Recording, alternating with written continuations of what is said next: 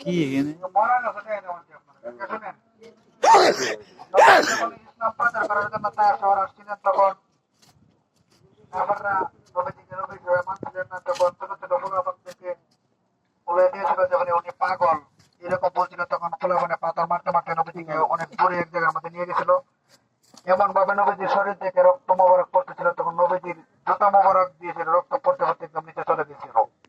তখন নবীজি ওই সময় আশ্রয় নেওয়ার জন্য এখানে আসছিলেন। ওইখানে একজন লোক ছিলেন আব্বাস রাদিয়াল্লাহু তাআলা আনহু, ওনার বাড়ি ছিলেন ইরাকে। উনি নবীজির খোঁজে এখানে আসছিলেন, যে উনি শুনতে পাচ্ছিলেন যে নবী করিম সাল্লাল্লাহু আলাইহি সাল্লাম এটা শহরের মধ্যে আসবেন, ওনার জন্যই উনি এখানে অপেক্ষা করছিলেন। তখন ওনার সাথে নবীজির কথা হয়েছিল, তখন নবীজিকে এই আঙ্গুর বাগান থেকে আব্বাস রাদিয়াল্লাহু তাআলা আনহু কয়েকটি আঙ্গুর খাওয়াইছিলেন। আর আব্বাস রাদিয়াল্লাহু তাআলা আনহু ওইখানে থাকতেন। ওনার বাসাতে একটা মসজিদ করা হয়েছে। এটা হচ্ছে সেই আঙ্গুরের বাগান যেখানে নবীজি আশ্রয় নিয়েছিলেন।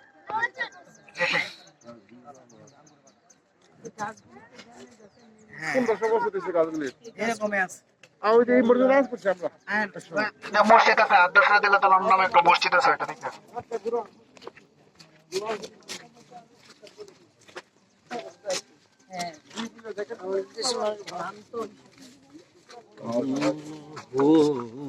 কি যে মধুর নাম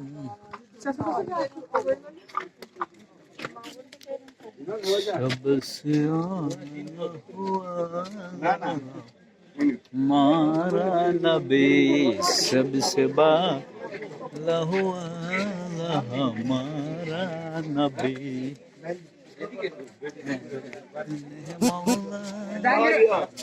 জাহাঙ্গীর ভাই এর ভিতর আসেন।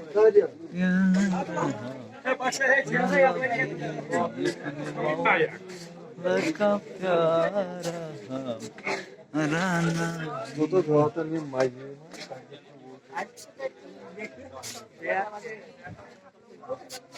এটা সেই মসজিদ, ওনার বাসা ছিল এটা, থাকতেন। দেখেন ভিতরে ঢুকে নামাজ পড়েন। আব্বাস রাদিয়াল্লাহু তাআলা আব্বাস ওনার নামে নামকরণ করা হয়েছে। আব্বাস রাদিয়াল্লাহু তাআলা ওইটা আব্বাস ওনার চাচা, এটা আব্বাস।